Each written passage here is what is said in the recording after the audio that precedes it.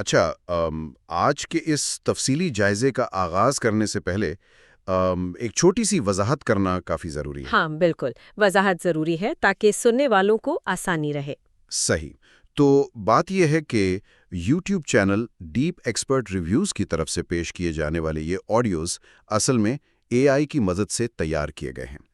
اس لیے ہو سکتا ہے کہ گفتگو کے دوران تلفظ یا جنس کے حوالے سے کچھ معمولی سی غلطیاں سننے کو ملیں۔ اور واضح رہے کہ ان آڈیوز کا بنیادی مقصد صرف اور صرف تعلیمی معلومات فراہم کرنا ہے۔ ہم کسی قسم کے سیاسی بیانیے کو پروموٹ نہیں کر رہے۔ ٹھیک ہے، آئیے اب اصل مدعے کی تہ تک جاتے ہیں۔ اکثر جب کسی میڈیکل ڈائگنوسس کی بات ہوتی ہے نا، تو ایک عجیب سا سکون ملتا ہے۔ یعنی کسی کے بازو میں درد ہے اور ایکس رے میں ایک سفید لکیر نظر آئی اور ڈاکٹر نے اشارہ کر کے کہہ دیا کہ یہ رہی ٹوٹی ہوئی ہڈی۔ ہاں، وہاں نظام بہت واضح ہوتا ہے۔ ایک بائنری سسٹم کام کر رہا ہوتا ہے جہاں بیماری یا تو ہے یا پھر نہیں ہے۔ انسانی ذہن ایسی سیدھی معلومات کو کافی پسند کرتا ہے۔ لیکن جب ہم عالمی سیاست یا بڑی طاقتوں کی مداخلت کو دیکھتے ہیں اور خصوصاً افغانستان کی تاریخ کے صفحے پلٹتے ہیں تو وہ کلیئر ایکس رے مشین اچانک سے دھواں چھوڑنے لگتی ہے۔ بالکل، ہم ایک ایسی دنیا میں قدم رکھتے ہیں جو انتہائی پیچیدہ اور دھندلی ہے۔ آج ہماری گفتگو کا مرکز مشہور مصنف طارق علی کی کتاب دی 40 ایئر وار ان افغانستان اے کرونیکل فورٹولڈ ہے۔ انہوں نے اس خطے کی سیاست پر بہت گہری تحقیق کی ہے۔ اور اس کتاب کی سب سے بڑی خاصیت یہ ہے کہ یہ صرف کسی ایک طاقت کو الزام نہیں دیتی۔ یہ وسیع پیش منظر میں دیکھتی ہے کہ کس طرح الگ الگ عالمی طاقتوں نے اس ریاست کو ایک کچا مال سمجھ کر استعمال کیا۔ اس جائزے میں ان تمام مہروں کا تجزیہ کریں گے جن میں بیرونی حملے اور اندرونی کمزوریاں دونوں شامل ہیں۔ تو کہانی شروع کہاں سے ہوتی ہے؟ اگر ہم اچھی صادی کے نصف میں جائیں تو افغانستان ایک قبائلی اتحاد سے نکل کر ایک ریاست کی شکل اختیار کر رہا تھا، لیکن اصل طوفان 19ویں صدی میں آیا، جسے تاریخ میں دی گریٹ گیم کے نام سے جانا جاتا ہے نا؟ صحیح کہا آپ نے۔ یہ برطانوی سامراج اور تزارسٹ رشیا کے درمیان ہونے والی ایک طویل عالمی شطرنج تھی، اور اس گریٹ گیم کے پیچھے کی نفسیات کو سمجھنا بڑا ضروری ہے۔ کیونکہ انہیں افغانستان کے پہاڑوں یا وہاں کے لوگوں سے تو کوئی دلچسپی تھی ہی نہیں۔ نہیں، بالکل نہیں۔ اصل مقصد تو ہندوستان تھا۔ برطانیہ اپنے اس سونے کی چڑیا والے خطے کو محفوظ رکھنا چاہتا تھا، اور انہیں ڈر تھا کہ رشیا وہاں سے حملہ آور ہو سکتا ہے۔ اس خوف نے انہیں مجبور کیا کہ وہ افغانستان کو ایک قیدی ریاست بنا کر رکھیں، جسے عالمی سیاست کی زبان میں بفر سٹیٹ کہا جاتا ہے۔ یعنی ایک ایسا علاقہ جس کا اپنا کوئی مقصد نہ ہو، وہ صرف دو لڑتے ہوئے ہاتھوں کے درمیان ایک ڈھال کا کام کرے۔ اور اس ڈھال کو کنٹرول کرنے کے چکر میں پہلی اینگلو افغان جنگ ہوئی 1839 سے 1842 کے درمیان، جس کا انجام تو دنیا کی سب سے بڑی طاقت کے لیے ایک خوفناک شکست تھا۔ ہاں، برطانوی فوج کو ان پہاڑوں میں مکمل طور پر تباہ کر دیا گیا تھا۔ ان لوگوں کے پاس جدید ہتھیار بھی نہیں تھے۔ لیکن حیرت کی بات یہ ہے کہ اس شکست کے بعد 1855 میں رچرڈ ٹیمپل نام کے ایک افسر نے ایک رپورٹ لکھی۔ اس رپورٹ میں اس نے افغان قبائل کو نوبل سیویجز کہا۔ اچھا، نوبل سیویجز، یہ لفظ اصل میں اس سامراجی تکبر کی نشاندہی کرتا ہے جب عالمی طاقتیں کسی مقامی نظام یا ثقافت کو سمجھنے میں ناکام ہو جاتی ہیں تو وہ انہیں وحشی قرار دے دیتی ہیں۔ اپنی ناکامی چھپانے کا آسان طریقہ۔ انہیں ہضم ہی نہیں ہو رہا تھا کہ ان پہاڑی لوگوں نے ان کی عظیم فوج کو ہرا کیسے دیا۔ اس کے بعد دوسری جنگ ہوئی 1878 میں۔ اس بار برطانیہ نے فتح تو حاصل کر لی، لیکن ان کے اعلیٰ فوجی افسر جنرل رابرٹس کا رویہ دیکھنے والا تھا۔ کتاب میں لکھا ہے کہ کابل سے واپسی پر اس نے اس وقت کے عظیم کابل بازار کو مکمل طور پر جلانے کا حکم دیا۔ بالکل، اس نے چلتے پھرتے بازار کو راکھ کر دیا۔ رکیے، مجھے یہاں ایک بات کی سمجھ نہیں آئی۔ اگر انہوں نے فوجی مقصد حاصل کر لیا تھا تو بازار کو جلانے کی کیا منطق تھی؟ یہاں جو بات سب سے دلچسپ ہے وہ یہ ہے کہ اس تباہی کا فوجی حکمت عملی سے کوئی تعلق نہیں تھا۔ یہ محض ایک نفسیاتی حملہ تھا۔ اوہ، اچھا، یعنی سائیکولوجیکل وارفیئر۔ صحیح کہا۔ جنرل رابرٹس جانتا تھا کہ وہ علاقے پر ہمیشہ قبضہ نہیں رکھ سکتا، اس لیے واپسی سے پہلے وہ وہاں کے لوگوں کی معیشت اور فخر کی علامت کو مٹی میں ملانا چاہتا تھا۔ تاکہ انہیں احساس دلایا جا سکے کہ ہم جب چاہیں تمہارا سب کچھ تباہ کر سکتے ہیں۔ اور اسی ڈر کی بنیاد پر ایک ایسی چیز وجود میں آئی جس نے آنے والی صدیوں تک کا نظام بگاڑ دیا۔ آپ ڈورینڈ لائن کی بات کر رہے ہیں؟ ہاں، برطانیہ نے 1600 میل لمبی ایک سرحدی لکیر زبردستی مسلط کر دی، جس نے پشتون قبائل کو 2 حصوں میں کاٹ دیا۔ یہ تو بالکل ایسا ہے جیسے کسی کے گھر کے آنگن کے درمیان میں اچانک ایک دیوار کھڑی کر دی جائے۔ بہت اچھی مثال دی آپ نے، اور اگر ہم اس سرحد کی تہ میں جائیں تو سمجھ آتا ہے کہ اس غیر فطری تقسیم نے کابل کی سینٹرل حکومت کو ہمیشہ کے لیے اپاہج کر دیا۔ ظاہر ہے، جن کے صدیوں پرانے چرواہوں کے راستے اور تجارت بند ہو جائیں، وہ حکومت کھڑی کیسے رہے گی؟ وہ ہمیشہ مالی بحران کا شکار رہے۔ اور مجبوراً انہیں بیرونی امداد پر انحصار کرنا پڑا۔ آپ آگے دیکھیں، چاہے وہ سوویت یونین ہو یا امریکہ، دونوں نے سرحد کی بھاری قیمت چکائی، کیونکہ مقامی لوگ اسے تسلیم ہی نہیں کرتے تھے۔ اس سے ایک بڑا اہم پوائنٹ نکلتا ہے، بیرونی سرحدوں اور طاقتوں کی کشمکش کی وجہ سے جو اندرونی حالات خراب ہوئے، انہوں نے نظام کو اندر سے کھوکھلا کر دیا۔ حکمران ڈیسپریٹ تھے۔ صحیح، اور یہاں سے 1919 میں کنگ امان اللہ کا دور شروع ہوتا ہے۔ انہوں نے ٹرکی کے کمال اتاترک کو دیکھا اور سوچا کہ ہم بھی راتوں رات بدل جائیں گے۔ انہوں نے اچانک سے نیا کانسٹیٹیوشن نافذ کرنے اور خواتین کو ووٹ کا حق دینے جیسے اعلانات کر دیے۔ ارادہ شاید غلط نہیں تھا۔ ارادہ غلط نہیں تھا، لیکن ان کا طریقہ کار زمینی حقائق سے بالکل کٹا ہوا تھا۔ انہوں نے دیہی عوام کی حالت بہتر کرنے کے لیے کچھ نہیں کیا۔ کسان بھوکے مر رہے تھے۔ جب پیٹ میں کھانا ہی نہ ہو تو نئے قوانین کا کیا فائدہ؟ مجھے تو یہ ایسا لگتا ہے جیسے آپ ایک ایسے کمپیوٹر پر جس میں کرنٹ ہی نہیں ہے، اس میں ایک انتہائی ہیوی اور جدید سافٹ ویئر اپڈیٹ انسٹال کرنے کی کوشش کر رہے ہوں۔ بالکل، سسٹم تو کریش ہوگا ہی کیونکہ ہارڈ ویئر ہی قابل نہیں ہے۔ اوپر سے تھوپے گئے قوانین نے صرف غصہ پیدا کیا، اور برطانوی سامراج نے اسی خالش کا فائدہ اٹھایا۔ ہاں، اور کتاب کا یہ حصہ تو کسی اسپائی تھرلر مووی جیسا ہے۔ برطانیہ نے مقامی جذبات کو بھڑکانے کے لیے ٹی لارنس جیسے خفیہ ایجنٹ استعمال کیے۔ انہوں نے کنگ امان اللہ کی بیوی کی تصویر کو ڈاکٹر کر کے یعنی تبدیل کر کے سوئمنگ کاسٹیوم میں دکھایا اور ان تصویروں کو قبائلی علاقوں میں پھیلا دیا۔ مقصد صرف عوام کے مذہبی جذبات کو آگ لگانا تھا، اور وہ کامیاب بھی ہوئے۔ 1929 میں امان اللہ کو گدی چھوڑنی پڑی۔ اگر ہم اسے وسیع تر منظرنامے سے جوڑیں تو ایک مسلسل دہرائی جانے والی تاریخ نظر آتی ہے۔ جب عوام کو لگتا ہے کہ حکمران انہیں نہیں سمجھتے، تب بیرونی طاقتوں کو درار ملتی ہے۔ جیسے 1973 میں سردار داؤد کا کوپ دیکھیں، یا پھر 1978 میں کمیونسٹ PDPA کا انقلاب۔ سب نے یہی غلطی کی۔ PDPA نے بھی ٹاپ ڈاؤن اپروچ اپنائی، لیکن ان کا طریقہ اور بھی سخت تھا۔ ظلم اور قتل و غارت شروع ہو گئی۔ اندرونی لڑائیاں اس قدر تھیں کہ ترقی کا قتل ہو گیا، اور حافظ اللہ امین اقتدار میں آ گیا۔ عوام بالکل باغی ہو چکی تھی۔ اور جب PDPA کی پکڑ کمزور پڑنے لگی تو انہوں نے ایسی غلطی کی جس نے اس ملک کو جلنے کے لیے چھوڑ دیا۔ انہوں نے اپنے آئیڈیولوجیکل ہمنوا سوویت یونین کو مداخلت کی دعوت دے دی۔ دسمبر 1979 میں سوویت فوج وہاں داخل ہوئی تاکہ حافظ اللہ آمین کو ہٹا کر بابرا کارمل کو لا کر بٹھا سکیں، جسے یپشف پلان کہا جاتا ہے۔ لیکن عام افغان شہری بابرا کارمل کو کیسے اپنا لیڈر مانتا جبکہ وہ سوویت ٹینکس پر بیٹھ کر آیا تھا؟ وہ تو صاف ایک کٹ پتلی تھا، اور یہیں سے سوویت یونین کی اس تھکان دینے والی خونخوار جنگ کا آغاز ہوتا ہے۔ لیکن یہاں آ کر بات واقعی بہت دلچسپ ہو جاتی ہے۔ عام طور پر کتابوں میں ہمیں کیا پڑھایا جاتا ہے؟ یہی نا کہ سوویت انویژن کے بعد امریکہ نے معصوم لوگوں کی مدد کے لیے مجاہدین کو سپورٹ کیا۔ لیکن طارق علی اس معصومیت کا پردہ فاش کرتے ہیں۔ انہوں نے امریکی اعلیٰ عہدیدار زبیگنیو برزینسکی کے 1998 کے انٹرویو کا حوالہ دیا ہے۔ اور اس انٹرویو میں برزینسکی نے واضح اقرار کیا کہ امریکہ نے مداخلت سے 6 مہینے پہلے ہی یعنی جولائی 1979 میں مجاہدین کی خفیہ مالی مدد شروع کر دی تھی۔ ویٹ، واقعی؟ مطلب انہوں نے جان بوجھ کر ایسا ماحول بنایا کہ سوویت یونین چڑھ کر وہاں فوج بھیج دے؟ بالکل، اور جب ان سے پوچھا گیا کہ کیا آپ کو کوئی پچھتاوا ہے کہ اس حکمت عملی نے عالمی شدت پسندی کو جنم دیا، تو ان کا جواب تھا کہ پچھتاوا کس بات کا، یہ ایک انتہائی شاندار فیصلہ تھا۔ حیران کی بات ہے، وہ کہہ رہے تھے کہ ہم نے انہیں ان کے اپنے ویتنام میں پھنسا دیا۔ یعنی ان کے لیے اس خطے کے لوگوں کی زندگیاں بس شطرنج کا ایک چھوٹا سا مہرہ تھیں۔ یہ وہی بے رحم جیو پولیٹیکل مائنڈ سیٹ ہے۔ امریکہ نے ایجپٹ، سعودی عربیہ اور پاکستان کی ایجنسیز کو ساتھ ملایا۔ انہوں نے صرف ہتھیار نہیں دیے بلکہ ایک پوری نسل کے ذہن کی انجینئرنگ کی۔ اس پوائنٹ کی وضاحت ضروری ہے۔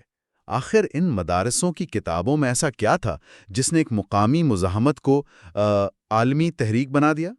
یہ کتابیں بیرونی نگرانی میں تیار کی گئی تھیں۔ ان کا مقصد سائیکالوجیکل وارفیئر تھا۔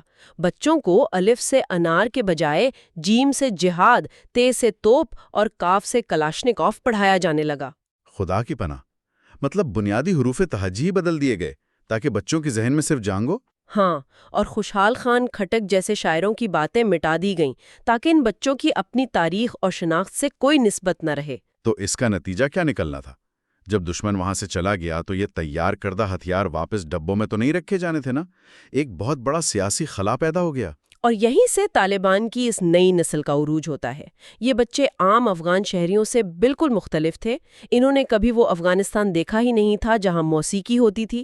جہاں خواتین یونیورسٹیوں میں پڑھاتی تھیں، ان کی زندگی صرف ریفیوجی کیمپس اور جنگ کے میدان میں گزری تھی۔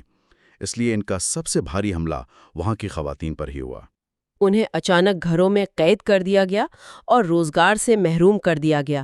یہ سب اسی نفسیاتی انجینئرنگ کا نتیجہ تھا۔ اور پھر وقت کا پہیہ ایک بار پھر گھومتا ہے۔ 2001 کا سال آتا ہے۔ امریکہ خود وار آن ٹیرر کے نام پر داخل ہوتا ہے۔ لیکن پچھلے سامراجوں اور ان کے حالات میں کوئی فرق نہیں تھا۔ کتاب میں دی افغانستان پیپرز نام کی تفصیلی رپورٹ کا حوالہ ہے۔ ہاں، جس میں جنرل ڈگلس لوٹ نے خود اقرار کیا کہ انہیں زمینی حقائق کی رتی برابر سمجھ نہیں تھی۔ انہیں یہی نہیں معلوم تھا کہ وہ وہاں کر کیا رہے ہیں۔ امریکی جنرلز کا یہ اعتراف ثابت کرتا ہے کہ اندھا پیسہ کبھی سمجھ بوجھ کا متبادل نہیں ہو سکتا۔ وہاں ایک نیا نظام بنایا گیا جو مکمل طور پر کرپشن پر چل رہا تھا۔ اس کرپشن کو سمجھنے کے لیے ایک امریکی عہدیدار کرنل کرسٹوفر کولینڈا کی مثال انتہائی اثر انگیز ہیں۔ انہوں نے کینسر والی مثال دی تھی نا؟ بالکل۔ انہوں نے کہا تھا کہ چھوٹی موٹی کرپشن جیسے پولیس والے کا رشوت لینا وہ ایک سکن کینسر کی طرح ہوتی ہے جس کا علاج ممکن ہے۔ پھر آتی ہیں وزارتوں کی کرپشن، جسے انہوں نے کولون کینسر کہا۔ لیکن جو نظام افغانستان میں پچھلے 20 سالوں میں کھڑا کیا گیا وہ ایک کلیپٹوکریسی تھی، ایک ایسی تباہ کن لوٹ مار جسے انہوں نے برین کینسر کا نام دیا، جس میں ریاست کا دماغ اور اعصابی نظام بالکل ختم ہو جاتا ہے۔ امریکہ سے آنے والا پیسہ عوام تک پہنچ ہی نہیں رہا تھا۔ خواتین کی آزادی کے نام پر آنے والے اربوں ڈالرز آخر جا کہاں ہے تھے؟ وہ سیدھا مقامی وار لارڈز اور کرپٹ سیاستدانوں کی جیبوں میں جا رہے تھے۔ ایک طرف افغان عوام بھوک سے بے حال تھی اور افیم کی پیداوار میں 90% اضافہ ہو چکا تھا، اور دوسری طرف امریکی بیرکوں میں صرف اے سی لگانے پر بلینز جلائے جا رہے تھے۔ پینٹاگون میں بیٹھے لوگ کاغذ پر سب ٹھیک دکھا رہے تھے، لیکن زمین پر دماغ پوری عمارت کو کھا چکی تھی۔ تو اس سب کا آخر مطلب کیا نکلتا ہے؟ اس سے ایک اہم سوال پیدا ہوتا ہے۔ جب آپ ایک ایسے خطے میں جس کی ثقافت کو آپ سمجھتے ہی نہ ہوں وہاں طاقت کے زور پر زبردستی کا امن مسلط کرنے کی کوشش کرتے ہیں تو وہ کبھی پائیدار نہیں ہوتا۔ جیسا کہ 2021 میں امریکی انخلا کے وقت ہم سب نے دیکھا، ایک مہینے سے بھی کم وقت میں 20 سال اور خربوں ڈالرز کا نظام ریت کے محل کی طرح بیٹھ گیا۔ کیونکہ اس محل کی کوئی حقیقی بنیاد زمین کے اندر تھی ہی نہیں۔ اگر ہمیں ساری تاریخ کو یکجا کریں تو ایک انتہائی دردناک کہانی سامنے آتی ہے۔ 19ویں صدی کا گریٹ گیم، ڈیورانڈ لائن کی تقسیم، کنگ امان اللہ سے لے کر PDPA کے ناکام فیصلے، اور پھر سوویت یونین اور امریکہ کی مداخلت۔ ان سب نے مل کر اس خطے کو کبھی کھڑا ہونے ہی نہیں دیا۔ ان عالمی طاقتوں کو تو بس اپنا مفاد دکھتا تھا۔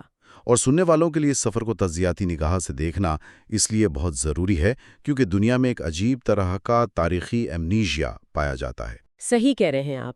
جب ہم عالمی طاقتوں کی تاریخی بھول کو نہیں سمجھتے تو ایسی تباہیاں بار بار دہرائی جاتی ہیں۔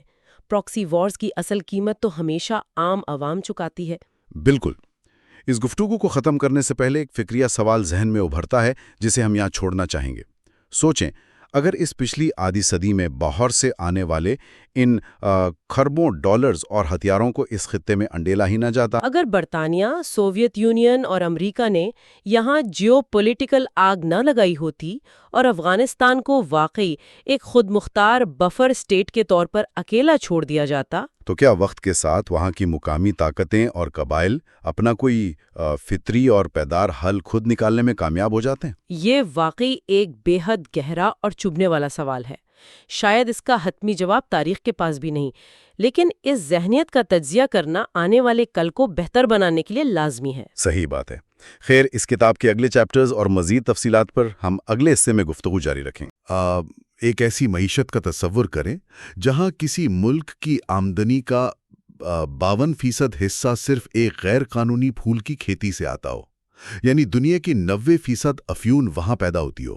ہاں، اور اس سے بھی زیادہ حیران کی بات یہ ہے کہ اس ملک کا سب سے بڑا ڈرگ بیرن کوئی عام مجرم نہ ہو، بلکہ صدر کا اپنا سگا بھائی ہو۔ سوچنے والی بات ہے یہ۔ بالکل۔ یا پھر سوچیں ایک ایسی انسانی ہمدردی کی مہم کے بارے میں جہاں غیر ملکی NGO اہلکار عالیشان گاڑیوں میں گھوم رہے ہوں، نئے محل بن رہے ہوں اور مقامی لوگ سڑک پر بنا چھت کے تھٹھر کر مر رہے ہوں۔ سچی بات تو یہ ہے کہ جب ہم اس طرح کی حقائق دیکھتے ہیں تو سب کچھ بدل جاتا ہے۔ صحیح کہا۔ پچھلے حصے میں ہم نے جس تحقیق کی بنیاد رکھی تھی، آج ہم وہیں سے اس کہانی کا اگلا قدم اٹھا رہے ہیں۔ لیکن گفتگو شروع کرنے سے پہلے ایک وضاحت ضروری ہے۔ بالکل۔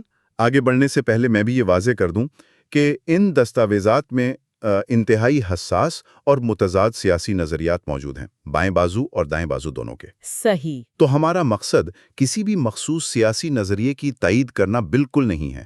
ہمارا کام صرف ان حقائق اور افکار کو غیر جانبدارانہ طور پر سامنے رکھنا ہے۔ اور یہ اپروچ اس لیے لازمی ہے کیونکہ جب عالمی منشیات کی تجارت یا عسکریت پسندی پر بات ہوتی ہے تو حقیقت شور میں دب جاتی ہے۔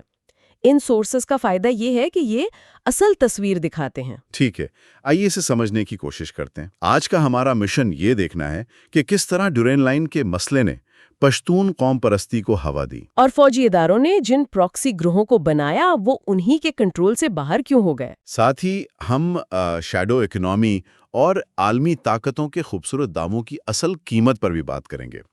تو شروعات کرتے ہیں ڈیورین لائن سے۔ مجھے جو بات سب سے پہلے حیران کرتی ہے وہ ظاہر شاہ کا رویہ ہے، جو افغانستان کے سابق بادشاہ تھے۔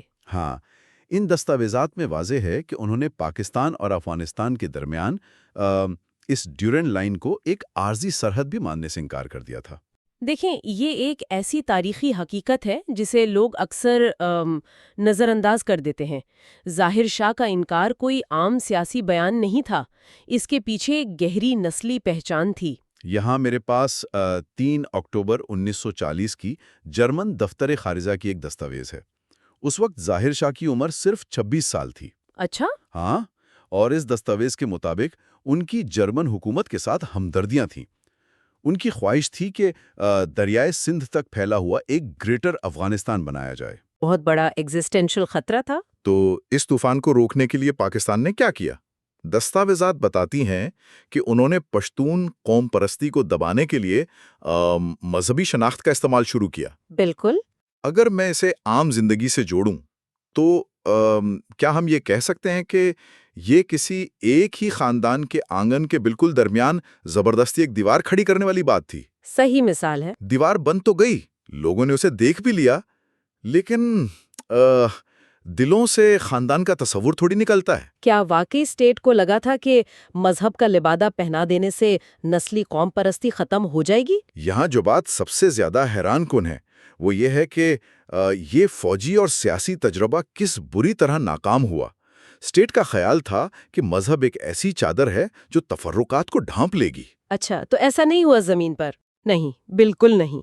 جب آپ ایک مضبوط قوم پرست جذبے کو مذہبی انتہا پسندی کے ساتھ جوڑتے ہیں تو وہ ختم نہیں ہوتا، بلکہ وہ دونوں مل کر ایک نیا عسکری روپ دھار لیتے ہیں۔ اوہ واو! یعنی آگ بجھانے کے لیے انہوں نے پانی کے بجائے پیٹرول ڈال دیا۔ بڑی حد تک یہی ہوا۔ آپ اس کی واضح مثال تحریک نفاذ شریعت محمدی یعنی TNSM کا ابھرنا دیکھ لیں۔ صحیح۔ سواٹ اینڈ ملکن کے علاقوں میں لوگوں کی قبائلی شناخت کو اس نئی مذہبی عسکریت کے ساتھ جوڑ دیا گیا۔ نتیجہ یہ نکلا کہ قوم پرستی دبی نہیں، اسے ہتھیار اٹھانے کا جواز مل گیا۔ تو اس کا مطلب ہے اسٹیٹ ایک ایسی فورس تیار کر رہی تھی جس کا بلو پرنٹ ہی مکمل طور پر ان کے اپنے خلاف تھا۔ اس سے واضح ہوتا ہے کہ فوجی حکومتیں اپنے ہی بنائے گروہوں پر کنٹرول کیوں کھو دیتی ہیں۔ ہاں، ہم 911 کے بعد کا منظر دیکھتے ہیں۔ جنرل مشرف پر امریکی دباؤ آتا ہے اور وہ کابل سے اپنی حمایت واپس لے لیتے ہیں۔ صحیح۔ اس کے بعد دستاویزات بتاتی ہیں کہ طالبان کا ایک دھڑا القاعدہ کی وہابی یونیورسلزم یعنی وہابی عالمگیریت کا وفادار ہو چکا تھا۔ اگر ہم اسے بڑی تصویر کے ساتھ جوڑیں تو اسٹیٹ کا اصل مسئلہ یہ تھا کہ وہ ان گروہوں کو صرف ایک مقامی ٹول سمجھ رہی تھیں۔ اچھا۔ لیکن جب ان جنگجوؤں کا رابطہ القاعدہ جیسے عالمی نیٹ ورک سے ہوا تو انہیں ایک نیا عالمی نظریہ مل گیا۔ ان کی وفاداری کسی مقامی ایجنسی تک محدود نہیں رہی۔ ویٹ ایک سیکنڈ، مجھے یہاں تھوڑا اعتراض ہے۔ جی بتائیں۔ یہ بات اتنی آسانی سے ہضم نہیں ہوتی، یعنی فوجی حکمت عملی بنانے والے تو بہت دور اندیش ہوتے ہیں نا۔ انٹیلیجنس ایجنسیز کا پیسہ، ہتھیار سب ان کا تھا۔ بالکل۔ تو انہوں نے ان گروہوں کو بناتے وقت کوئی فیل سیف کیوں نہیں رکھا؟ اگر فنڈنگ کاٹ دی جائے تو بٹن دباتے انہیں رک جانا چاہیے۔ ایسا کیوں نہیں ہوا؟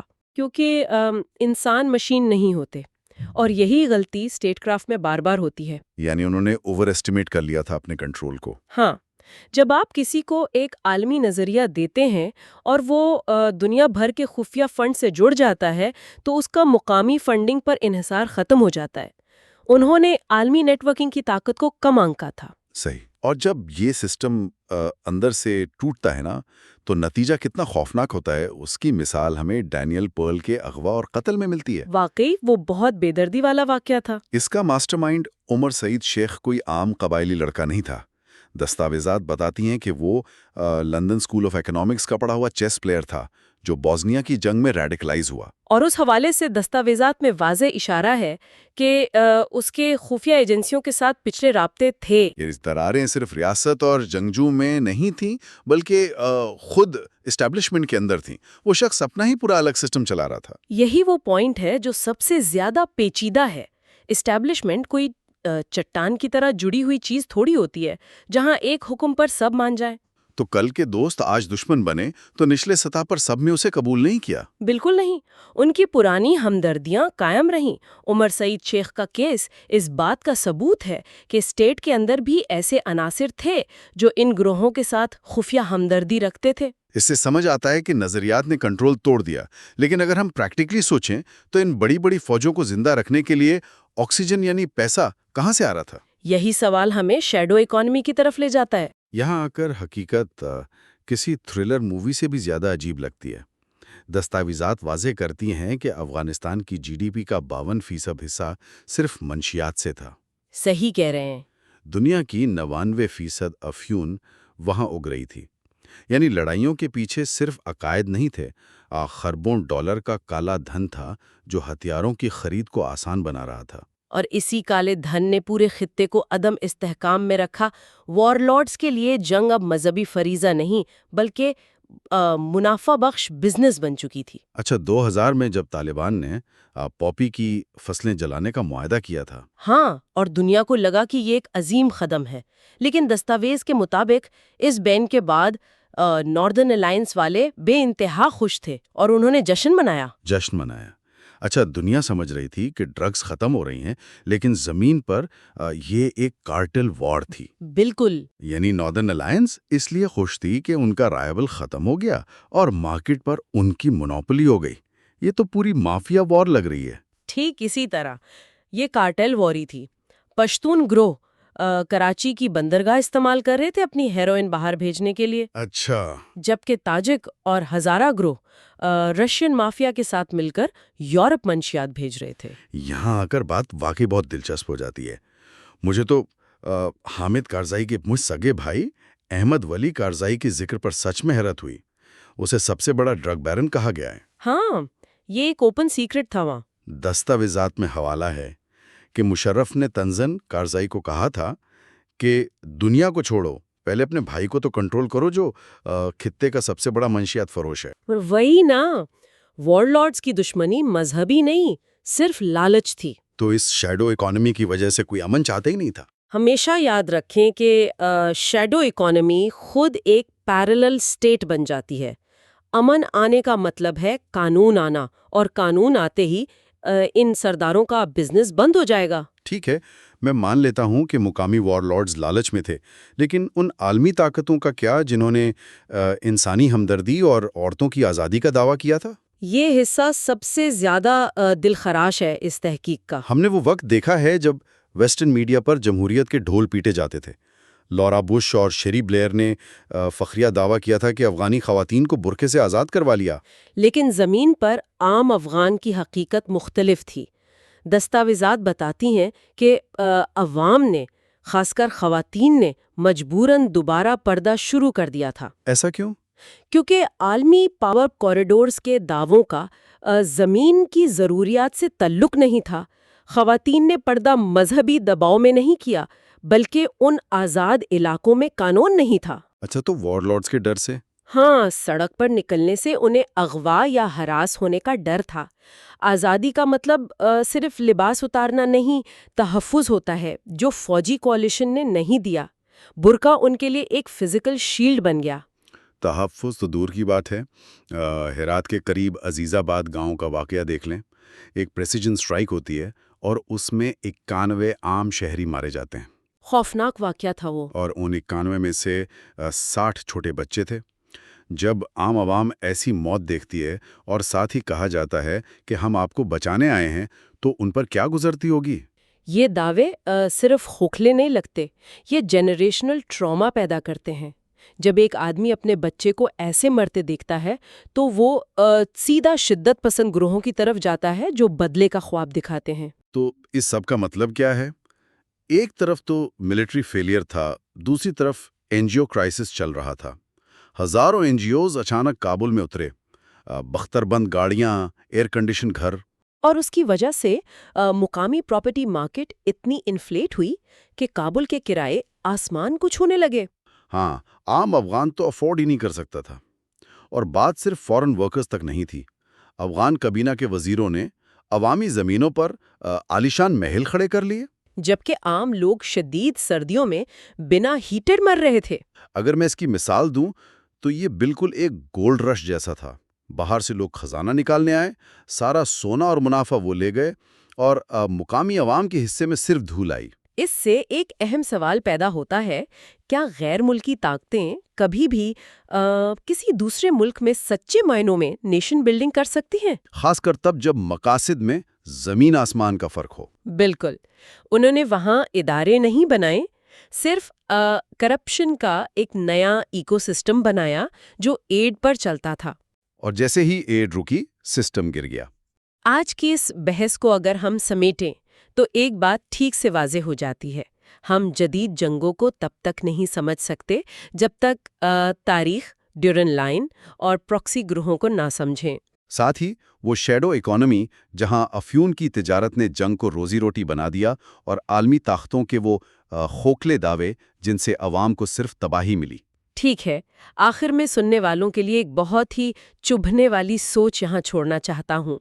اگر تاریخ گواہ ہے کہ بیرونی مداخلت ہر بار الٹے نتائج پیدا کرتی ہے، یعنی امن کی جگہ عسکریت لاتی ہے۔ صحیح، تو کیا ہمیں انٹرنیشنل ریلیشنز کی بنیادی لغت نہیں بدل دینی چاہیے؟ کیا نیو کولونیلزم اور انسانی ہمدردی کے نام پر مداخلت جیسے لفظ دراصل جدید ہتھیار بن چکے ہیں مقامی زمینوں پر قبضے کے لیے؟ یہ واقعی ایک ایسا سوال ہے جو نظریے کو جھنجھوڑ دیتا ہے۔ سوچنے والی بات ہے۔ پچھلے حصے سے شروع ہونے والی آج کی اس گفتگو کو ہم یہیں روکتے ہیں۔ کتاب کے اگلے چیپٹر اور انہی عالمی کھلاڑیوں کی مزید تہ در تہ کہانیوں پر ہم اگلے حصے میں تفصیلی بات کریں گے۔ تب تک کے لیے اپنے آس پاس کی حقیقتوں کو نئے زاویے سے دیکھنے کی کوشش کرتے رہیے۔ تصور کریں کہ ایک ملک کی انٹیلیجنس کو شاید یہ معلوم ہے کہ دنیا کا سب سے مطلوب شخص کہاں چھپا ہوا ہے، لیکن وہ جان بوجھ کر کوئی حتمی کارروائی کرنے سے گریز کر رہے ہیں۔ بالکل۔ اور وجہ کیا ہے؟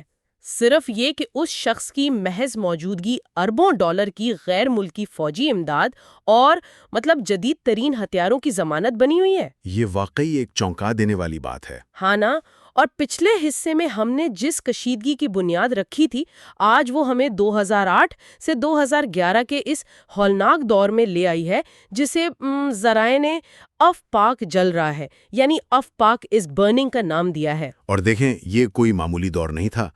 یہ وہ وقت ہے جب یہ جنگ افغان پہاڑوں سے نکل کر سیدھا پاکستان کے شہروں، محلوں اور پالیسی سازوں کے ڈرائنگ رومز تک پہنچ چکی تھی۔ صحیح، اور آج کی اس تجزیاتی نشست کا مقصد بھی یہی ہے کہ ہم ان ذرائع کا گہرا مطالعہ کریں جو کافی حساس سفارتی اور فوجی فیصلوں پر مبنی ہیں۔ بالکل، اور یہاں یہ واضح کرنا ضروری ہے کہ اس دور کے حوالے سے دائیں اور بائیں بازو کے سخت گیر بیانیے موجود ہیں، لیکن ہمارا مقصد کسی کی سائیڈ لینا بالکل نہیں ہے۔ ہم صرف ان ڈی کلاسیفائڈ کیبلز اور تاریخی حوالوں کو غیر جانبدارانہ انداز میں دیکھ رہے ہیں تاکہ سمجھ سکے کہ بند کمروں میں اصل میں ہو کیا رہا تھا۔ ٹھیک ہے، ذرا اس کی تفصیل میں جاتے ہیں۔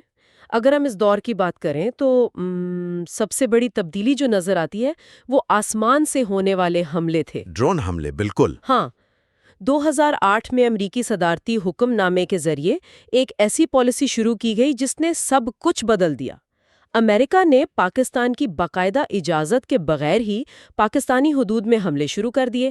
بظاہر تو یہی کہا گیا کہ افغانستان میں جو جنگ ناکام ہو رہی ہے اس سے بچانے کے لیے یہ سب ضروری ہے۔ یہاں جو بات سب سے زیادہ دلچسپ ہے وہ یہ ہے کہ ایک ٹیکنیکی اور فوجی حل نے کیسے ایک بہت بڑا سماجی بحران پیدا کر دیا۔ جب ہم ڈرون حملوں کی بات کرتے ہیں تو اسے صرف ایک مشین کا حملہ نہیں سمجھنا چاہیے۔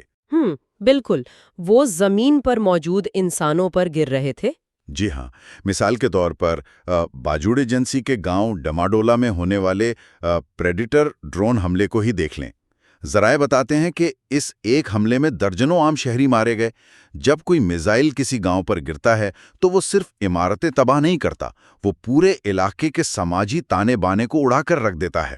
ایک منٹ، ذرا اس بات کو مزید کھولتے ہیں۔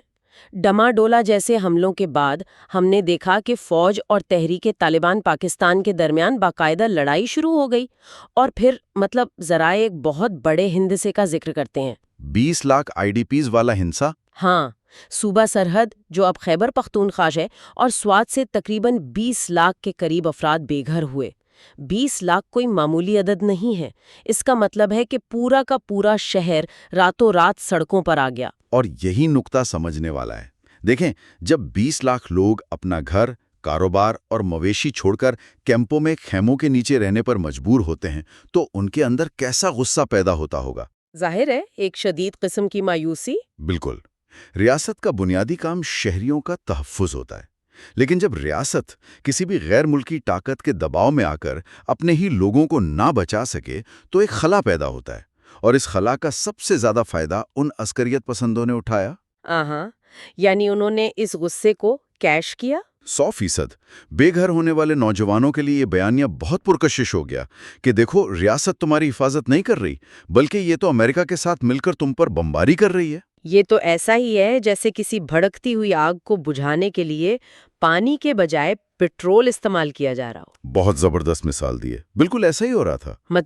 ایک طرف دہشت گردی ختم کرنے کا دعویٰ ہے اور دوسری طرف ان حملوں سے ایسا نیا غصہ پیدا ہو رہا ہے جو مزید دہشت گردوں کو جنم دے رہا ہے۔ اور پھر یہ کشیدگی صرف عوام تک محدود نہیں رہی نا؟ نہیں، بالکل نہیں، یہ تو فوج تک بھی پہنچی۔ ہاں، نومبر 2011 کا وہ واقعہ کیسے بھلایا جا سکتا ہے جب سلالہ چیک پوسٹ پر نیٹو کے حملے میں 24 پاکستانی فوجی مارے گئے۔ وہ واقعہ اس پوری جنگ کا ایک انتہائی اہم موڑ تھا۔ 24 فوجیوں کی ہلاکت نے ملٹری اسٹیبلشمنٹ کے اندر ایک شدید جھٹکا پیدا کیا۔ اس کا ردعمل اتنا شدید تھا کہ شمسی ایئر بیس خالی کروانا پڑا جہاں سے یہ ڈرون اڑتے تھے، اور سب سے بڑھ کر نیٹو کی سپلائی لائن بند کر دی گئی، جو کہ ان کی لائف لائن تھی۔ بالکل۔ اگر ہم اسے وسیع تر تناظر میں دیکھیں تو افغانستان میں موجود نیٹو افواج کا سارا انحصار اسی سپلائی لائن پر تھا۔ ان کا کھانا، تیل، گولیاں سب کچھ کراچی کی بندرگاہ سے ہو کر جاتا تھا۔ جب وہ کٹی تو امریکہ کو احساس ہوا کہ وہ یہ جنگ اکیلے نہیں لڑ سکتے۔ لیکن ذرا رکیے، یہاں میرے ذہن میں ایک سوال ابھرتا ہے ڈرون حملے ہو رہے ہیں، عوام مر رہے ہیں، فوجی مارے جا رہے ہیں۔ کیا واشنگٹن میں بیٹھے پالیسی سازوں کو نظر نہیں آ رہا تھا کہ ان کی حکمت عملی بالکل الٹا اثر دکھا رہی ہے؟ اس کا جواب مقامی نفسیات میں چھپا ہے۔ اسے سمجھنے کے لیے ہمیں پشتون ثقافت اور تاریخ کو دیکھنا ہوگا۔ ذرائع میں CIA کے سابق اسٹیشن چیف گراہم فلر کا ایک کمال کا تجزیہ دیا گیا ہے۔ وہ ان علاقوں کو بہت قریب سے جانتا تھا۔ اس نے کیا کہا تھا؟ اس کا کہنا تھا کہ پشتون دنیا کے ان چند لوگوں میں سے ہیں جو غیر ملکی حملہ آوروں کے خلاف سب سے زیادہ اور سب سے جلدی متحد ہوتے ہیں۔ اس کا ایک مشہور جملہ ہے کہ وہ اسلامسٹ ہونے سے زیادہ پشتون ہیں۔ اچھا، یہاں آ کر بات واقعی بہت دلچسپ ہو جاتی ہے۔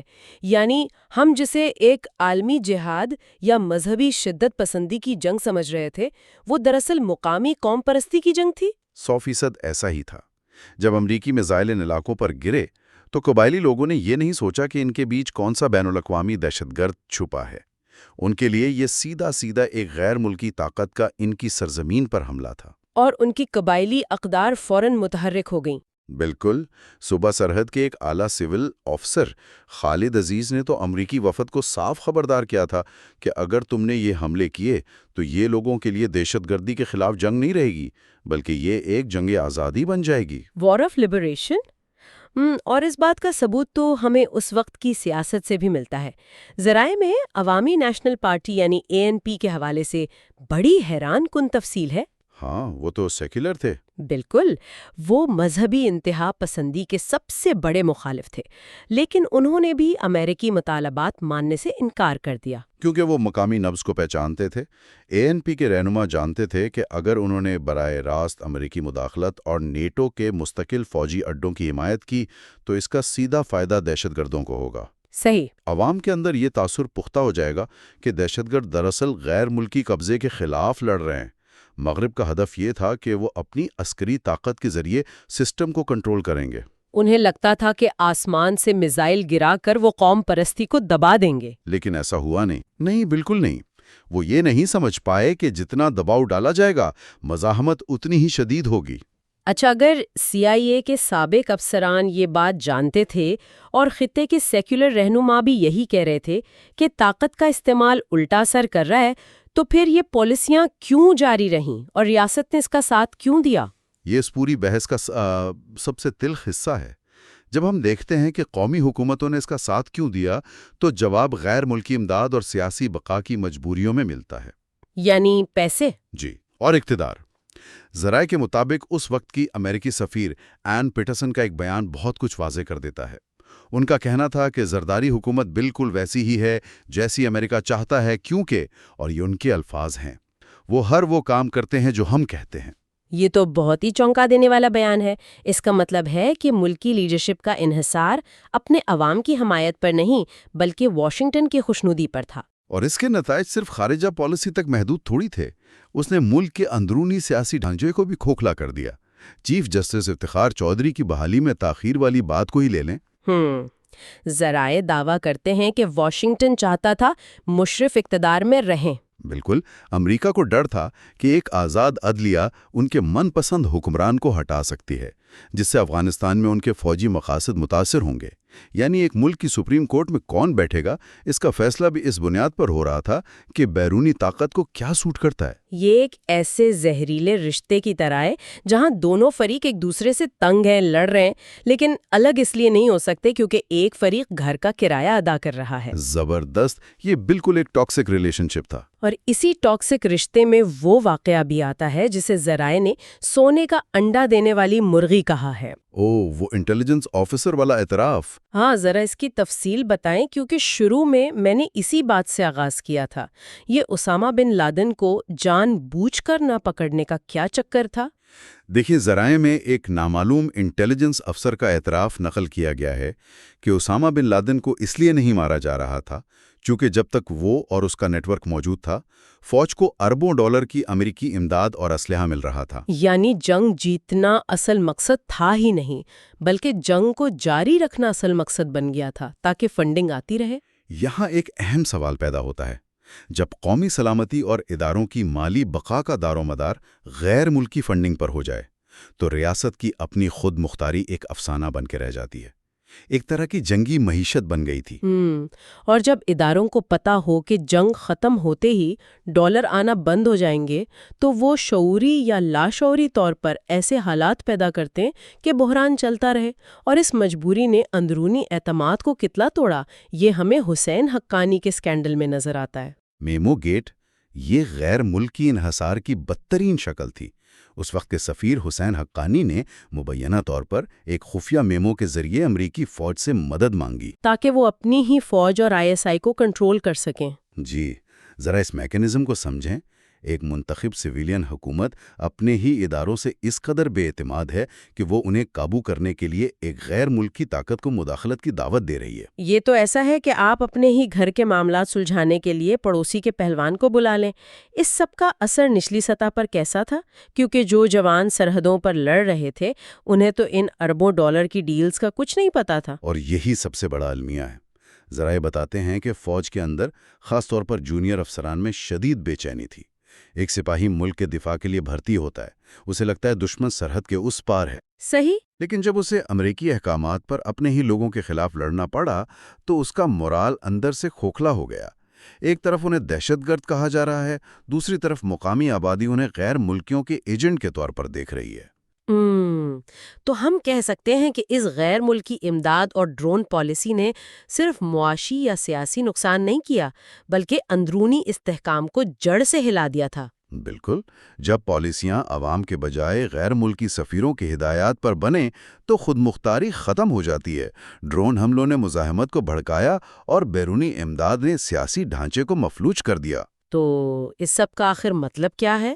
ہم نے دیکھا کہ ڈرون حملوں سے کیسے عدم استحکام پیدا ہوا، مقامی قوم پرستی کی طاقت کیا تھی، اور غیر ملکی امداد پر انحصار کے تباہ کن سیاسی اثرات کیا نکلے۔ اور یہ سمجھنا آج کے دور میں بہت ضروری ہے کہ جیو پولیٹیکل حقائق کیسے کام کرتے ہیں۔ یہ محض تاریخ نہیں ہے، یہ بین الاقوامی تنازعات کی حقیقت ہے۔ بالکل، اور اس تجزیاتی نشست کے اختتام پر ایک سوال ذہن میں رہ جاتا ہے، کیا دہشت گردی کے خلاف جنگ نے در حقیقت اسی عدم استحکام اور مستقل کشیدگی کو جنم دیا جسے وہ ختم کرنے نکلی تھی؟ یہ ایک ایسا سوال ہے جس پر غور کرنا بنتا ہے۔ یقیناً۔ خیر، یہ سلسلہ ابھی یہاں ختم نہیں ہوا۔ اس گہرے مطالعے کے اگلے حصے میں ہم ان واقعات کے طویل مدتی اثرات، اگلے باب اور اس خطے کے بدلتے ہوئے مستقبل پر تفصیلی بات کریں گے۔ تب تک کے لیے حقائق کو تلاش کرتے رہیے۔ 1897 کی بات ہے، ایک نوجوان برطانوی فوجی جو اپنی پہلی مہم پر گیا تھا افغانی وادیوں میں کھڑا تھا، اور اس کا مشن کسی عظیم مقصد کا حصہ بالکل نہیں تھا۔ ہاں، مطلب اس کا کام تو صرف فصلیں جلانا اور گاؤں تباہ کرنا تھا، بالکل۔ پانی کے چشموں کو برباد کرنا اور ہر اس شخص کو گولی مار دینا جو اس تباہی کے راستے میں آئے۔ اور سب سے حیرت انگیز بات یہ ہے کہ اس نوجوان کا نام ونسٹن چرچل تھا۔ او واو! اور اس نے اپنے اس تجربے کو بعد میں ایک فخریہ داستان کے طور پر لکھا بھی۔ ایگزیکٹلی۔ یعنی آج جب ہم اس خطے کی تاریخ دیکھتے ہیں تو لگتا ہے جیسے صرف ہتھیار ہی بدلے ہیں۔ بیانٹ اور رائفلوں کی جگہ اب ہیلی کاپٹر گن شپس اور ڈرونز نے لے لی ہیں۔ مگر کسی دوسرے ملک پر قبضہ کرنے اور آبادیوں کو تباہ کرنے کا جو سامراجی طریقہ کار ہے وہ صدیوں سے وہی ہے۔ وہی ہے، بالکل وہی ہے۔ تو ہمارے اس ڈیپ ڈائیو میں آج ہم اسی موضوع پر بات کریں گے۔ یہ ہماری موجودہ کتاب اور اس ٹاپک کا آخری اور حتمی حصہ ہے۔ ہم افغانستان کی تاریخ کی ان خون ریز دہائیوں کو سمیٹنے کی کوشش کریں گے جو واقعی ایک لمبا اور مشکل دور رہا ہے۔ صحیح بات ہے، مگر آگے بڑھنے سے پہلے میں یہاں ایک چیز واضح کر دوں کہ اس مٹیریل میں دائیں اور بائیں بازو کے یعنی لیفٹ اور رائٹ ونگ کے سیاسی پہلو شامل ضرور ہیں، لیکن ہمارا مقصد کسی کی حمایت یا مخالفت کرنا نہیں ہے۔ بالکل، ہم صرف اوریجنل سورسز اور مصنف کے پیش کردہ حقائق کا ایک غیر جانبدارانہ تجزیہ کر رہے ہیں، ہم کسی سائٹ پر نہیں ہیں۔ ایگزیکٹلی۔ تو اس مطالعے کا بنیادی مقصد یہ سمجھنا ہے کہ غیر ملکی مداخلت، چاہے وہ سوویت یونین کی ہو یا پھر ناٹو کی، وہ کس طرح مقامی آبادیوں کو تباہ کرتی ہیں، اور ان کے اثرات عالمی سطح پر پناہ گزینوں کے بحران یعنی ریفیوجی کرائسس کی صورت میں کیسے سامنے آتے ہیں۔ تو بیرونی انخلا یا فوجی واپسی پر بات کرنے سے پہلے یہ سمجھنا بہت ضروری ہے کہ یہ سارا بحران اندرونی سطح پر آخر شروع کیسے ہوا۔ 1978 میں چلتے ہیں۔ ہاں 1978 کا PDPA کا coup۔ صحیح، PDPA یعنی people's democratic party of Afghanistan نے ایک فوجی بغاوت کے ذریعے اقتدار پر قبضہ کیا، اور انہوں نے اس کو غلطی سے ایک عوامی انقلاب سمجھ لیا۔ جو کہ ایک بہت بڑا دھوکہ تھا، کیونکہ یہ حکومت کسانوں اور قبائلیوں پر مشتمل 90% آبادی سے مکمل طور پر کٹی ہوئی تھی۔ یعنی یہ بالکل ایسا ہی ہے جیسے کوئی کارپوریٹ کمپنی کسی دوسرے دفتر پر زبردستی قبضہ کر لے اور اسے مقامی لوگوں کی عوامی تحریک کا نام دے دے۔ یہ تو کوئی انقلاب نہیں تھا۔ بالکل نہیں، ان کی حکومت صرف شہری علاقوں کے چند پڑھے لکھے لوگوں تک محدود تھی، اور پھر حافظ اللہ امین کے اس وقت کے بیانات انہوں نے آگ پر تیل کا کام کیا۔ وہ 98% والا دعویٰ؟ ہاں، حافظ اللہ امین کا یہ غیر حقیقی دعویٰ تھا کہ 98% لوگ ان کی اصلاحات کے حق میں ہیں، اور باقی جو 2% مخالفین ہیں انہیں وہ جسمانی طور پر ختم کر دیں گے۔ یہ تو انتہائی خوفناک بات ہے۔ ایک قبائلی معاشرے میں جہاں خون کا بدلہ ویسے ہی نسلوں تک چلتا ہے، ایسی بات نے تو پورے دیہی افغانستان کو ان کے خلاف کر دیا ہوگا۔ ایگزیکٹلی، اور اس سب کے نتیجے میں پارٹی کے اندر اختلافات پھوٹ پڑے، اور نور محمد تراکی کو تو ایک تکیے سے دم گھوٹ کر مار دیا گیا۔ او باپ رے! لیکن یہاں ایک سوال ذہن میں آتا ہے، کیا سوویت حکام اور ان کی انٹیلیجنس اس دھوکے سے واقف نہیں تھے؟ میرا مطلب ہے انہیں پتہ نہیں تھا کہ یہ عوامی انقلاب نہیں ہے۔ دیکھیں، سوویت انٹیلیجنس اور خصوصاً ان کے سربراہ یوری اینڈروپوو وہ اس زمینی حقیقت سے بخوبی واقف تھے۔ اچھا؟ ہاں، وہ جانتے تھے کہ یہ کوئی انقلاب نہیں ہے۔ دراصل سوویت فوج نے افغانستان میں داخل ہونے کا فیصلہ کسی نظریاتی جوش میں آ کر نہیں کیا تھا۔ تو پھر کیا وجہ تھی؟ انہوں نے یہ قدم بدوناخواستہ اٹھایا تھا، صرف حافظ اللہ امین کی پیدا کردہ تباہی کو سمیٹنے اور وہاں اپنے مفادات مچانے کے لیے۔ کہ افغانستان ان کے ہاتھ سے نکل رہا تھا۔ صحیح، تو جب ایک ایسی غیر مقبول حکومت کو کسی بیرونی فوج کے زور پر مسلط کیا جاتا ہے تو اس کا نتیجہ انتہائی درجے کے تشدد کی صورت میں نکلتا ہے۔ بالکل، کیونکہ مقامی لوگ آپ کو ایک قابض فوج سمجھتے ہیں۔ اور اس سے ایک ایسی سائیکل شروع ہوتی ہے جو نسلوں کو تباہ کر دیتی ہے۔ مصنف نے یہاں لون گن مین یا تنہا حملہ آور کے جھوٹے بیانیے پر بہت اچھی بات کی ہے۔ او ہاں، وہ مارچ 2012 والا واقعہ۔ ہاں، ایگزیکٹلی۔ جب ایک امریکی فوجی نے افغان شہریوں کا قتل عام کیا تھا، میڈیا نے اسے انفرادی پاگل پن قرار دیا، لیکن سورسز کے مطابق یہ کوئی انفرادی واقعہ نہیں تھا۔ نہیں، بالکل نہیں، یہ اصل میں اس جنگی نظام کا لازمی حصہ ہے جو مقامی آبادی کو نان ہیومن یا غیر انسانی سمجھتا ہے۔ مطلب جب فوج کو ہر طرف دشمن نظر آتا ہے؟ صحیح کہا، جب قابض فوج کو یہی پتہ نہ ہو کہ افغان لباس میں ملبوس شخص دوست ہے یا دشمن، تو وہ فیر اور پیرانویا میں پورے معاشرے کو ہی ہدف بنا لیتے ہیں۔ اور یہ صرف امریکی افواج کے ساتھ نہیں تھا۔ سوویت دور کی مثالیں تو اس سے بھی زیادہ خوفناک ہیں۔ وہ وانیا کوسوکوفسکی والا واقعہ۔ اوہ، وہ تو سن کر ہی رونگٹے کھڑے ہو جاتے ہیں۔ ہاں، اس روسی فوجی نے ایک گھر میں گرینیڈ پھینکا، اور جب دیکھا کہ ایک معمر خاتون اور کچھ بچے مر چکے ہیں تو اس نے ان بچوں پر بھی گولیاں چلا دی جو ابھی زندہ تھے۔ یہی تو وہ باربیرٹی ہے جس کی وجہ سے دوسری طرف سے بھی ری ایکشن آتا تھا۔ مجاہدین بھی پکڑے گئے روسی فوجیوں کے جسم کی خال اتار دیتے تھے اور انہیں زندہ جلا دیتے تھے۔ تو کیا ہم یہ کہہ سکتے ہیں کہ یہ ہولناک مظالم محض چند فوجیوں کی غلطی ہیں، یا پھر ایک ایسی آبادی کو کنٹرول کرنے کا لازمی نتیجہ ہے جو آپ کو وہاں دیکھنا ہی نہیں چاہتی؟ یہ پورے سسٹم کا مسئلہ ہے، اور پھر ڈرونز اور ہیلی کاپٹر گن شپس نے اس مسئلے کو اور بڑھا دیا۔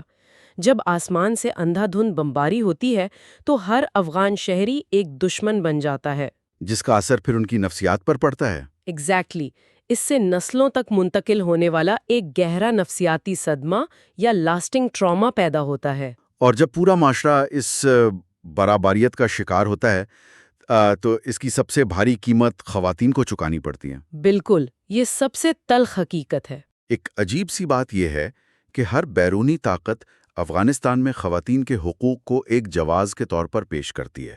شروع میں سوویٹس نے بھی دعویٰ کیا تھا کہ وہ عورتوں کی تعلیم اور صحت پر زور دے رہے ہیں، لیکن پریکٹیکلی ان کے مسلط کردہ جنگوں نے خواتین سے ان کی بنیادی سلامتی بھی چھین لی۔ جب بمباری ہوتی ہے تو سب سے پہلے بنیادی تحفظ ختم ہوتا ہے۔ صحیح۔ اور 1992 کے بعد جب سوویٹس چلے گئے تو کابل میں مجاہدین کی خانہ جنگی شروع ہو گئی۔ صرف ایک سال 1994 کی بات کریں تو 25,000 افراد مارے گئے ہیں۔ اور پورا شہر خنڈر بن گیا۔ جب اس طرح کا انتشار پھیلتا ہے تو ہر طرح کا سماجی تحفظ ختم ہو جاتا ہے۔ اور اس انتشار نے کس چیز کو جنم دیا؟ طالبان کے عروج کو۔ ایگزیکٹلی۔ اور پھر ان کی سخت گیر حکومت آئی جہاں خواتین کو برقعے تک محدود کر دیا گیا۔ اگر اسے وسیع تناظر میں دیکھا جائے تو 40 سال کی اس جنگی معیشت اور معاشرتی بکھراؤ نے عام عورتوں کی زندگی کو کہاں لا کر کھڑا کر دیا۔ انہیں مسلسل عدم تحفظ اور خوف کے سائے میں ڈھکیل دیا۔ جب کسی کے پاس زندہ رہنے کی گارنٹی نہ ہو تو رائٹس اور لبرٹیز تو بہت دور کی بات لگتی ہیں۔ یہ بالکل سچ ہے۔ اب تھوڑا آگے بڑھتے ہیں اور دو انخلا یعنی وڈرالز کا موازنہ کرتے ہیں۔ ایک سوویت یونین کا 1989 میں اور دوسرا ناٹو کا 2021 میں۔ یہ موازنہ تاریخ کا بہت اہم سبق ہے۔ ہاں، کیونکہ جب کوئی بھی سپر پاور مقامی مزاحمت کو کچلنے میں ناکام ہو جاتی ہے تو آخرکار اسے شکست تسلیم کر کے نکلنا ہی پڑتا ہے۔ 1989 کی وہ تصویر یاد کریں جب سوویت کمانڈر جنرل گروموف آخری فوجی کے طور پر پل پار کر رہا تھا۔ اور افغانی لوگوں نے ان پر پھول نہیں پھینکے تھے بلکہ خشک اونٹ کا گوبر پھینکا تھا۔ ایگزیکٹلی۔ اس وقت سوویت یونین کو تقریباً 13,000 فوجیوں کی ہلاکت، معذور ہونے اور لاپتہ ہونے کا نقصان اٹھانا پڑا، اور اس ناکامی نے آگے چل کر خود سوویت یونین کے خاتمے کو تیز کر دیا۔ اور بالکل یہی پیٹرن ہمیں 2021 میں نظر آیا۔ نیٹو اور امریکی افواج کا وہ شرمناک انخلا۔ ہاں، اور ان کی بنائی ہوئی افغان حکومت اور فوج کا ریت کی دیوار کی طرح گر جانا۔ اور اس کے بعد طالبان کا فاتحانہ انداز میں کابل میں داخل ہونا۔ یہ تاریخ کا کیسا چکر ہے؟ مطلب 1980 کی دہائی میں افغان مجاہدین وائٹ ہاؤس اور ڈاؤننگ اسٹریٹ میں رونلڈ ریگن اور مارگریٹ تھیچر کے ساتھ بیٹھے تھے۔ اور 2021 میں طالبان کا وفد بیجنگ میں چینی وزیر خارجہ کے ساتھ بیٹھا ہے۔ صحیح بات ہے۔ یہ عالمی سیاست کی ستم ظریفی نہیں تو اور کیا ہے؟ یہ واقعی بدلتی ہوئی جیو پولیٹیکل ریالٹیز ہیں۔ اب واشنگٹن کی جگہ بیجنگ لے رہا ہے۔ چائنا اور رشیا اب افغانستان میں کسی نئے جنگی آپریشن کے بجائے صرف وہاں استحکام چاہتے ہیں تاکہ خطے میں کوئی نئی خانہ جنگی نہ ہو۔ اور اس نئے نظام میں ایک عجیب و غریب واقعہ بھی تو سورسز میں ہے، وہ روسی پائلٹس والا۔ ہاں، کہ روسی پائلٹس نیٹو کے لیے ہیلی کاپٹر اڑا رہے تھے۔ اور جب ہیلی کاپٹر حادثہ ہوا تو طالبان نے روسی لاشوں کو یہ کہہ کر واپس کر دیا کہ ہم سمجھے یہ امریکی ہیں۔ یعنی ان کے لیے بس وہ ایک فورن فورس تھے، فرق نہیں پڑتا کہ نیشنلٹی کیا ہے۔ یہ دکھاتا ہے کہ یہ جنگیں صرف گراؤنڈ پر نہیں لڑی جاتی، ان کا ایک بہت بڑا پولیٹیکل اور اکنامک حصہ بھی ہوتا ہے۔ بالکل، اور انہی جنگوں کے جو اثرات ہیں وہ صرف افغانستان تک محدود نہیں رہے، اس کو بلو بیک کہتے ہیں۔ ہاں، بلو بیک، یعنی اس نے پوری دنیا، خاص طور پر مغربی ممالک کی سیاست کو ہلا کر رکھ دیا۔ امریکہ کی جو وار آن ٹیرر تھی، اس کے نتائج دیکھ لیں۔ Afghanistan, Iraq, Libya, Syria, Somalia, Yemen, ہر جگہ تباہی، لاکھوں اموات اور کھربوں ڈالرز کا ضیاع، اور پھر پابندیوں اور اندھا دھند بمباری سے عام شہریوں کی معیشت مکمل تباہ ہو گئی۔ اور جب معیشت تباہ ہوتی ہے، لوگ بے گھر ہوتے ہیں تو وہ کہاں جاتے ہیں؟ یورپین یونین کے دروازوں پر۔ پناہ گزینوں کا ایک سیلاب تھا جس نے یورپ کے دروازوں پر دستک دی۔ اور اس بحران نے وہاں کی ڈومیسٹک پالیٹکس کو کمپلیٹلی بدل دیا۔ یورپ میں جو فار رائٹ یعنی دائیں بازو کی انتہا پسند پارٹیاں ہیں، ان کا عروج شروع ہو گیا۔ صحیح کہا۔ اور اسلاموفوبیا مغربی ثقافت میں بہت گہرائی تک سرایت کر گیا۔ اگر غور کیا جائے تو جب ہزاروں میل دور کسی ملک میں بمباری ہوتی ہے تو اس کا اثر چند سالوں بعد یورپ کے دارالحکومتوں اور ان کی سڑکوں پر سیاسی بحران کی صورت میں نکلتا ہے۔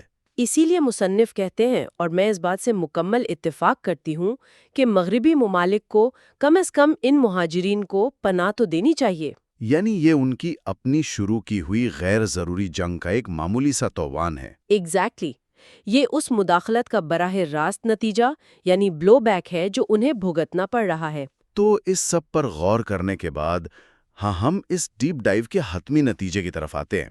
40 سال کے اس مسلسل تنازع نے آخر چھوڑا کیا ہے؟ ایک ایسا ملک جس کی اوسطن عمر یا ایوریج ایج صرف 18 سال ہے۔ صرف 18 سال۔ اس کا سیدھا مطلب یہ ہے کہ وہاں ایک ایسی پوری نوجوان نسل ہے جس نے اپنی زندگی میں جنگ، دھماکوں اور خوف کے سوا کچھ دیکھا ہی نہیں ہے۔ یہ باب اس بات کا ثبوت ہے کہ زبردستی مسلط کی گئی حکومتیں اور غیر ملکی فوجی طاقت یہ کبھی بھی دیرپا امن قائم نہیں کر سکتے۔ بالکل، اور یہاں میں ایک آخری خیال چھوڑنا چاہوں گا۔ ذرا سوچئے، آج وہ عالمی طاقتیں جو اپنے آپ کو دنیا کے جدید اور طاقتور ترین ممالک مانتی ہیں، جن کے پاس ہر طرح کی ٹیکنالوجی اور ڈرونز ہیں، ہاں، انہیں آخر میں انہی قوتوں کے ساتھ سفارتی میز پر بیٹھنا پڑ رہا ہے جنہیں مٹانے کے لیے انہوں نے 2 دہائیاں اور خاربوں ڈالر خرچ کر دیے۔ جو واقعی ایک بہت بڑا پیراڈاکس ہے۔ تو کیا یہ اس بات کا اشارہ نہیں کہ مستقبل کی عالمی سیاست میں جدید ٹیکنالوجی پر مبنی فوجی طاقت مقامی لوگوں کے عزم اور ان کے اپنی زمین سے جڑے رہنے کے سامنے ہمیشہ بے بس ہی رہے گی؟ یہ واقعی ایک ایسی بات ہے جس پر گہرائی سے سوچنے کی ضرورت ہے۔ اور اسی سوچ کے ساتھ ہم اس ڈیپ ڈائیو کو یہیں ختم کرتے ہیں۔